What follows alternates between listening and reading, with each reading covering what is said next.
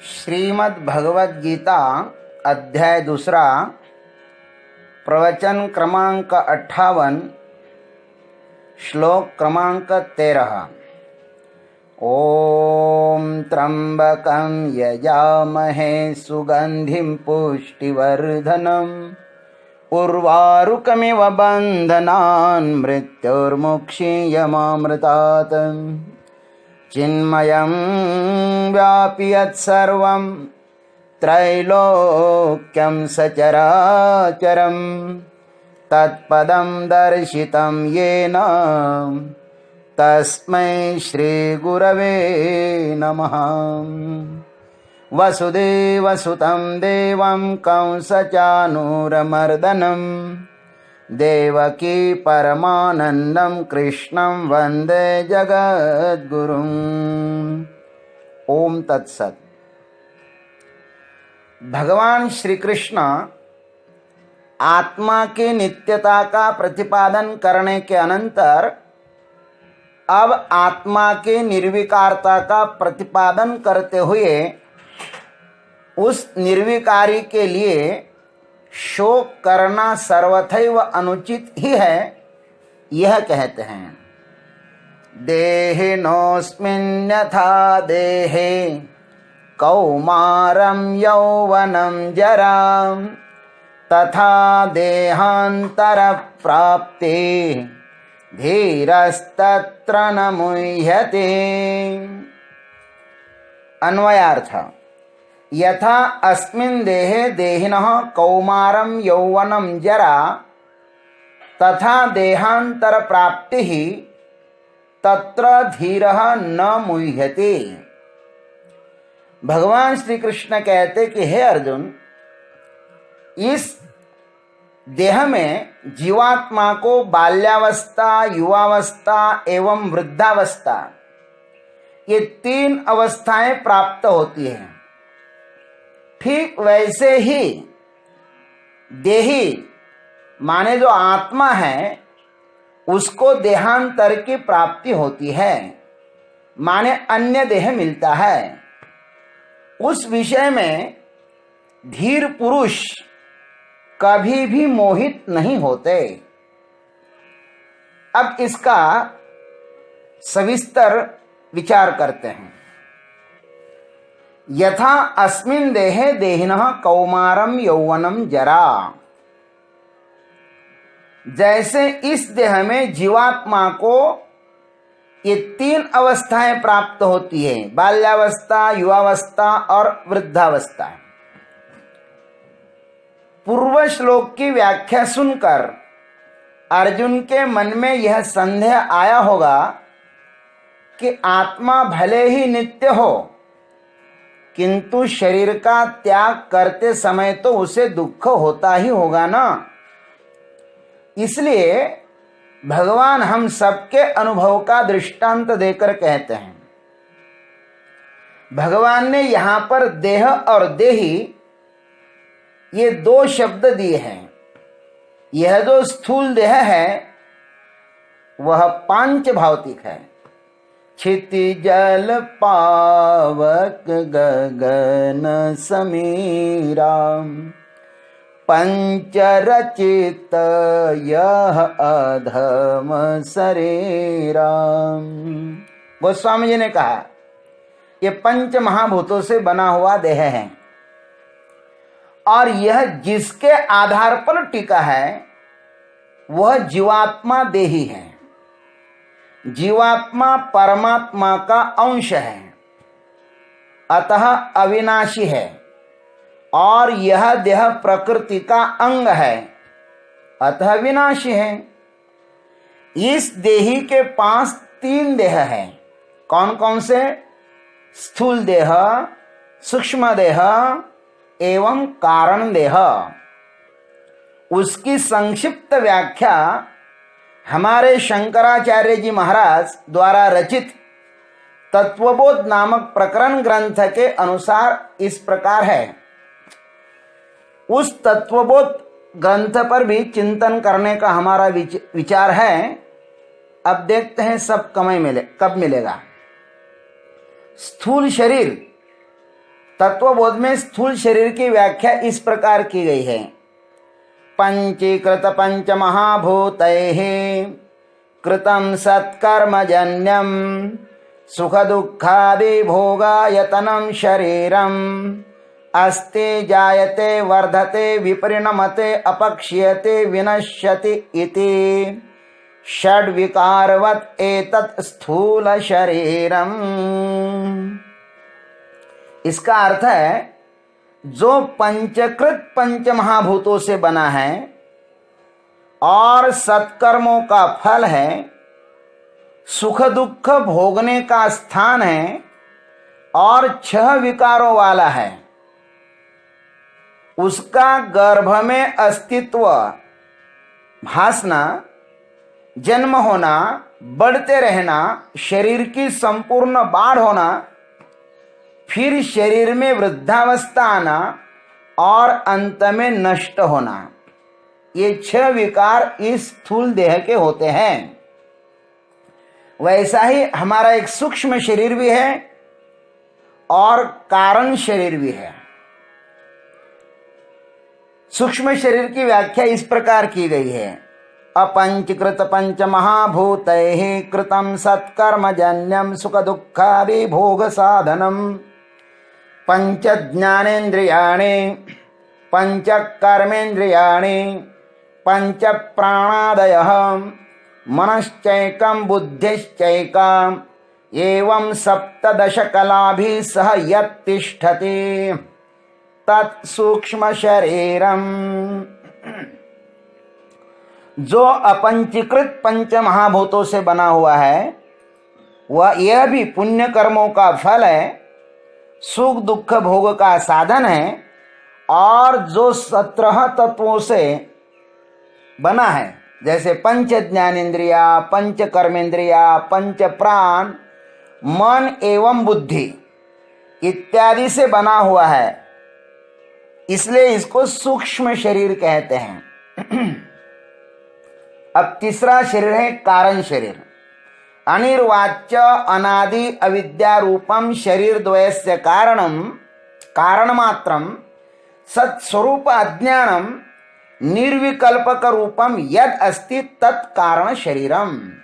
जो अवर्णनीय है, अनादि अज्ञान स्वरूप है, स्थूल और सूक्ष्म इन 2 शरीरों का कारण है, सत्स्वरूप का जिसको अज्ञान है और जो कल्पनातीत है वह कारण शरीर है।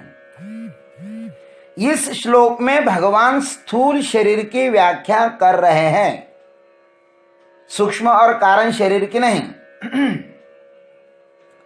एक ही देह को अनेक अवस्थाएं प्राप्त होती हैं। उन समस्त अवस्थाओं को प्रथम श्लोक में 3 भागों में विभाजित किया है। यह जीवात्मा अनादि अनंत काल से प्रभु प्राप्ति की यात्रा पर निकला हुआ है। इस यात्रा की परिपूर्ति के लिए उसे अनेकानेक शरीर धारण करने पड़ते हैं। यह क्रम तब तक जारी रहेगा, पुनरपि जननम पुनरपि मरणम, यह क्रम तब तक जारी रहेगा जब तक वह परमात्मा स्वरूप आत्मा को प्राप्त नहीं करेगा। जिस क्षण में उसे आत्मज्ञान होगा उसी क्षण इस अनंत यात्रा पर निकले हुए जीवात्मा के यात्रा की इतिश्री होगी, माने यात्रा पूर्ण होगी। हमें प्रतीक्षा है उस क्षण की जो जीवन में एक महत विश्राम की प्राप्ति करा देगा। बूंद सागर को मिल जाएगा और परम विश्रांति को प्राप्त करेगा। यह मानव काया भी उस विराट की यात्रा पर निकले हुए जीवात्मा के लिए एक परम विश्रांति का शुभ अवसर है। अनंत प्रकार के शरीरों में यही एक मनुष्य शरीर है जो जीवात्मा को उस शिव को मिलने का परम माध्यम हो सकता है। इसलिए समस्त शास्त्रों में, संत वांग्मयों में इस काया की भूरी भूरी प्रशंसा की है। प्रस्तुत श्लोक में इस काया की अनित्यता को नित्य की कसौटी पर रखकर भगवान विवेचन करते हैं। यह काया क्षण प्रतिध्वंसी है और बड़े ही द्रुत गति से इसमें परिवर्तन हो रहा है। यहां पर शरीर की 3 अवस्थाएं बताई हैं, कौमारम, यौवनम, जरा। वैसे तो इस शरीर में आकर जीव को शरीर की अनेक अवस्थाओं से गुजरना पड़ता है और किसी भी अवस्था को छूना बड़ा ही असंभव है, क्योंकि छूते ही वह अवस्था नष्ट हो जाती है। और यही इसका तथ्य है, क्योंकि यहां पर कुछ भी रुका हुआ नहीं है। यहां पर सभी गतिमान होने से दृष्टांत मिलना भी कठिन है। तो भी चलचित्र के दृष्टांत से किंचित अनुमान लगाया जा सकता है। जैसे चलचित्र की कैसेट को हम यदि धीमी या द्रुत गति से चलाएं तो उनमें प्रतिबिंबित चित्र अव्यवस्थित ही दिखाई देता है। ठीक वैसा ही हाल इस देह का भी है।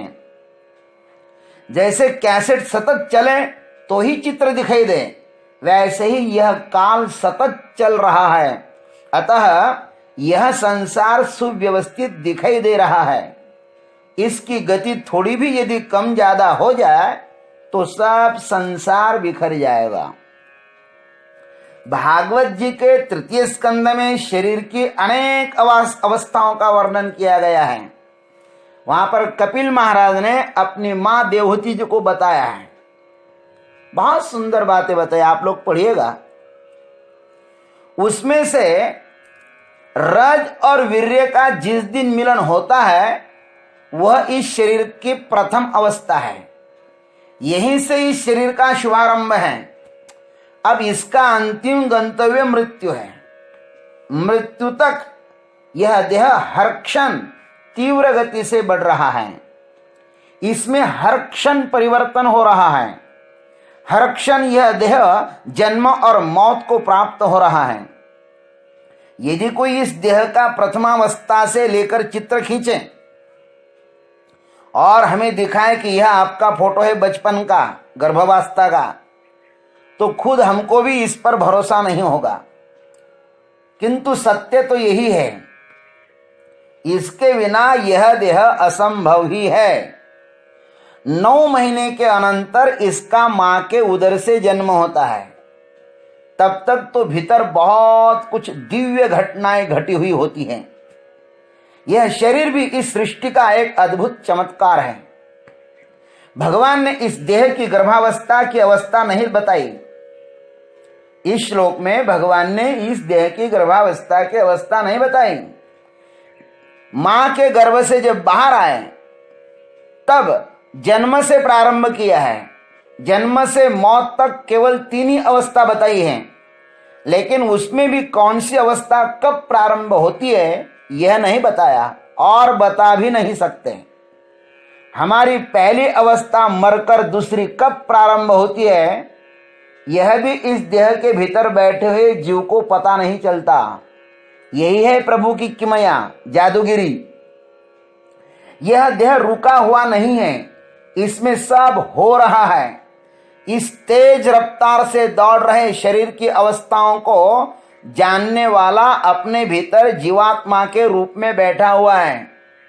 वह इस परिवर्तन का भोक्ता है। इसलिए ही वह जब से होश में आया है तब से बीती हुई घटनाओं का स्मरण करता है।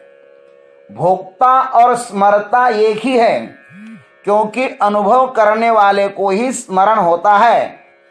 इसलिए हमें अपने जीवन की बहुत सी वह घटनाएं याद रहती है जिनका हमारे मानस पर गहरा प्रभाव पड़ा होता है, लेकिन मौत के अनंतर हमें इस जन्म की कोई भी घटना याद नहीं रहेगी, क्योंकि जन्म और मृत्यु की बेहोशी इस जन्म का हमारा सब कुछ विस्मृत करा देती है। लेकिन प्रकृति की ऐसी लीला है कि हमें कुछ भी पता नहीं चलता, अपितु आगे बढ़ने में आनंद ही आता है। पीछे का पता तो नहीं चलता, लेकिन आगे बढ़ने में हमें बहुत आनंद आता है। तथा देहांतर प्राप्ति ही। भगवान कहते हैं अर्जुन, ठीक वैसे ही देही को देहांतर की प्राप्ति होती है। दैहिक मौत के बाद भी यह आगे की यात्रा के लिए चलता ही रहता है, लेकिन इस यात्रा के परिवर्तन में जीव को आनंद ही आता है। वह वर्तमान में आनंद का अनुभव नहीं लेता, किंतु भविष्य में आनंद मिलेगा, इस आशा से वह परिवर्तन में भी आनंद ही मानता है। जब तक यह परिवर्तन में आनंद मानता है तब तक वह जीव ही है। हालांकि परिवर्तन में आनंद नहीं होता। आनंद स्वयं के पास बैठने में होता है, संसार के पास बैठने में नहीं। परिवर्तन मिथ्या होता है और परिवर्तन का आधार मात्र सत्य होता है। जीवात्मा को साक्षी के रूप में अनुभव करना चाहिए। यह समस्त परिवर्तन साक्षी भाष्य है। जो साक्षी के पास बैठता है वह कभी मोहित नहीं होता है। भगवान अर्जुन को समझा रहे हैं, हे अर्जुन, तत्र धीरः न मुह्यति। उस विषय में धीर पुरुष मोहित नहीं होते। जो अपरिवर्तनशील स्थिर के पास बैठता है वह धीर ही है। धीर वह है जिसको संसार की कोई भी परिस्थिति अपनी स्थिति से हिला नहीं सकती। कुमार संभव नामक अपने काव्य में कालिदास जी ने कहा है कि विकार के हेतु समक्ष उपस्थित होने पर भी जिसका चित्त विकृत नहीं होता उन्हें धीर कहते हैं। विकार हेतु सति न विक्रियन्ते शाम चेतांसी ते एव धीराः। जो भी परिवर्तनशील है वह मिथ्या है, स्वप्न सदृश है, अनिर्वचनीय है। चैतन्य पर उठी हुई समस्त वृत्तियां मात्र भ्रम ही है। जैसे सागर पर उठी हुई लहरें मात्र भ्रम ही होती है। पानी को यथार्थ जानने वाला व्यक्ति कभी भी तरंगों पर मोहित नहीं होगा। तरंगों का जन्मना और मरना जैसा मिथ्या है, ठीक वैसा ही इन द्रोण भीष्मादि का एवं हम सबका जन्म और मरना मिथ्या ही है। तरंगों का अंतिम गंतव्य जैसा मौत है, ठीक वैसे ही भीष्मादि का भी गंतव्य मौत ही है। लहरें जैसी मिटने के लिए ही पैदा होती है, वैसे ही यह समस्त संसार मिटने के लिए ही पैदा हुआ है। इस सत्य को यथार्थ जानते हुए देह में स्थित देही के पास स्थिर बैठकर धीर पुरुष कभी भी मोहित नहीं होता। यही इस श्लोक का संक्षिप्त भावार्थ है। हरि ओम तत्सत। आज इतना ही। जय गुरुदेव, जय जगदीश्वर, जय जय महाकाल।